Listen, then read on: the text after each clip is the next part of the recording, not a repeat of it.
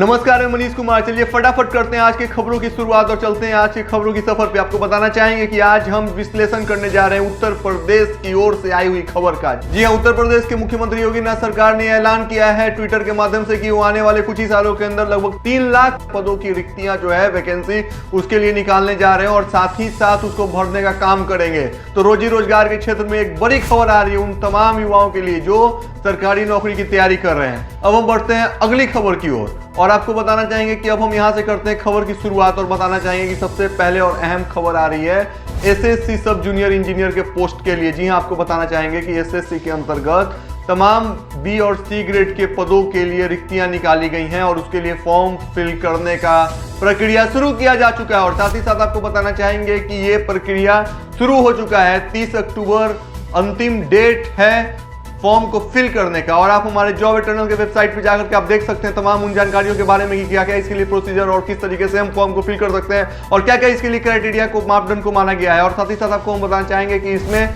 Graduation शैक्षणिक योग्यता मांगी गई है। और साथ ही साथ आपको ये भी बताना चाहेंगे कि 30 अक्टूबर को फॉर्म फिल किए जाएंगे। उसके बाद ये मार्च के फर्स्ट वीक 2021 के महीने में इनका परीक्षा होने का ऐसा जो है एक तरह से दावा किया गया है और इसको जस्टिफिकेशन भी किया गया है नोटिफिकेशन के तहत SSC.government.in के वेबसाइट पे जाकर के आप इन चीजों को देख सकते हैं। लेकिन साथ ही साथ ये भी कहा गया है कि कोरोना महामारी को मद्देनजर रखते हुए हो सकता है कि परीक्षा की तिथि में बदलाव हो। अब हम बढ़ते हैं अगली खबर की ओर और आपको बताना चाहिए कि अगली खबर आ रही है उन तमाम मजदूरों के बनाए गए एक ऐसे अद्भुत नायाब नगीना के बारे में जिसे देख करके पूरा का पूरा हिंदुस्तान और मुल्क साथ ही साथ पूरे विश्व के लोग स्तब्ध रह गए। जी हां, खुशबू रचते हैं हाथ, ये शीर्षक लागू होता है उन तमाम मेहनतकश मजदूरों के लिए कि उन्होंने न जाने ऐसे ऐसे कितने आलीशान बिल्डिंग भवन मॉल का निर्माण किया और भी ऐसी ऐसी चीजों का उन लोगों ने निर्माण किया अपने मेहनत और परिश्रम के साथ, जिसके साथ साथ इंसानियत को अपने ऊपर गुमान है। तो ज्ञान विज्ञान के क्षेत्र में हम बेहतर कर रहे हैं, हम परचम लहरा रहे हैं, लेकिन साथ ही साथ ये उसका परिणाम है कि हम आज तकनीकी के इस दौर में कितना एडवांस हो चुके हैं और कितना आगे निकल चुके हैं। जी हां, आपको हम अब बताना चाहेंगे कि आज प्रधानमंत्री नरेंद्र मोदी जी के कर कमलों द्वारा विश्व का सबसे लंबा टनल का उद्घाटन किया गया। जी हां, हिमाचल में आज अटल टनल का उद्घाटन किया गया। आपको बताना चाहेंगे कि ये टनल लगभग 9 किलोमीटर लंबी है, 9 किलोमीटर से भी ज्यादा, एग्जैक्ट फिगर इसका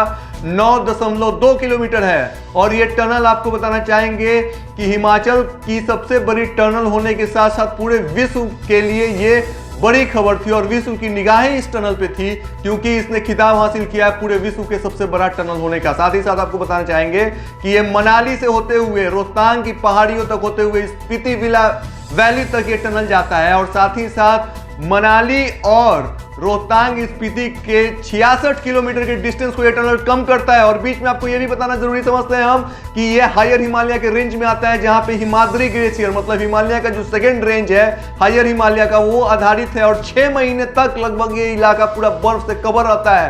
इस 6 महीने तक बंद इलाके को खोला गया है और इसे हिंदुस्तान से जोड़ा गया है। ये इलाका हिंदुस्तान का ही था लेकिन हिंदुस्तान के रास्ते से इसे जोड़कर हमने ये कीर्तिमान स्थापित किया कि अब हमारे देश के वीर जवान भी वहां पे पहरा दे पाएंगे।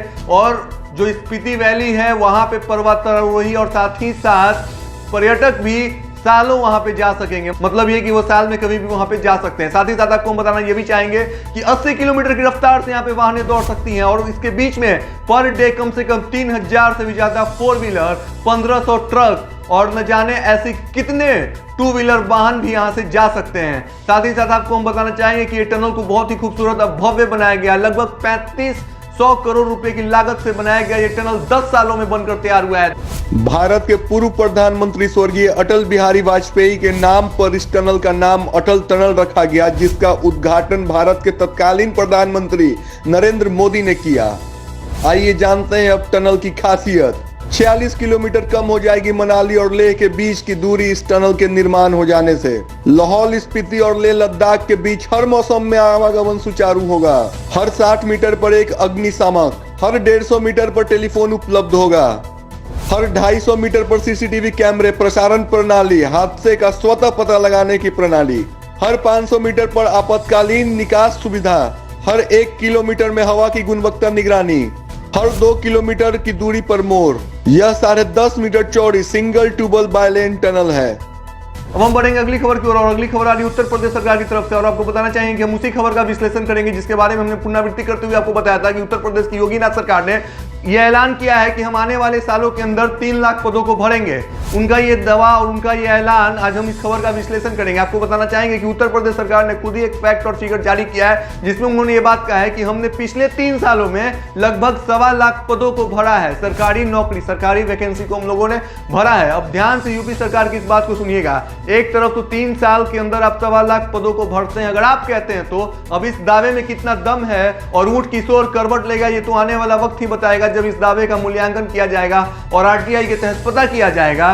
लेकिन अब दूसरी बड़ी खबर ये आ रही है कि योगी सरकार का यह भी कहना है कि हम आने वाले सालों के अंदर 3 लाख पदों की रिक्तियां जो है उसको निकालेंगे और उसको भरेंगे। अब जरा सा सोचिए कि मात्र 15 महीने बचे हैं उत्तर प्रदेश में चुनाव होने में और उत्तर प्रदेश के चुनाव जब होने में 15 महीने बचे हैं तो ऐसे में 15 महीने के अंदर 3 लाख पदों को कैसे भरा जा सकता है? किसी भी एक विभाग में 3 लाख पद कम हो नहीं सकता है।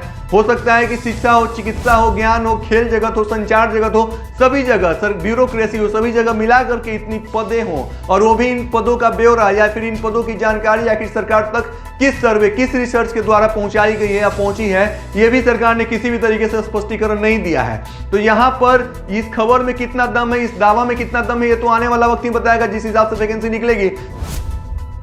हमारी ये नई श्रृंखला में कोशिश यही रहती है कि उन तमाम विद्यार्थियों के लिए कोई मोटिवेशनल विचार लेकर आया जाए जिससे उनके अंदर समय से और संघर्ष से, दोनों से लड़ने का जज्बा कायम हो, संघर्ष उनके अंदर करने की क्षमता हो और समय से लड़ने का जज्बा उनके अंदर हो। तो आज का जो मोटिवेशनल विचार है वो ये है कि जुगनू ही दीवाने निकले, अंधियारे को झुठलाने निकले।